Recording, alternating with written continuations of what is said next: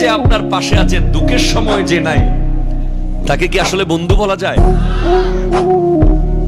আমরা সব ধরনের বিপদ আপদে একটা মানুষকে স্মরণ করি যে আমার বন্ধু। আল্লাহ রাসূলের কাছে, আল্লাহর কাছে ফরিয়াদ করি, আল্লাহ রাসূলের কাছে দোয়া চাই, বাবা মাকে বলি, কিন্তু তারপরেও একটা আস্থার জায়গা থাকে। দোস্ত, আমি তো মাদার বাড়ি আটকে গেছি, তুই কোথায় আছিস? ব্যাপার আছে না নাই? কথা বলেন না। নামাজ হচ্ছে ইন্না সালাতা তানহা আনিল ফাহশায় ওয়াল মুনকার। নামাজ হচ্ছে ওই বন্ধু যে আপনাকে মদের বোতলে হাত দিতে দেবে না। নামাজ হলো ওই বন্ধু যে আপনাকে ঘুষের টাকা ধরতে দেবে না। নামাজ হলো ওই বন্ধু যে আপনাকে সুদের টাকা খেতে দেবে না। নামাজ হলো ওই বন্ধু যে আপনাকে মানুষের জায়গা দখল করতে দেবে না। নামাজ হলো ওই বন্ধু যে আপনাকে বাবা মার সাথে বেয়াদবি করতে দেবে না।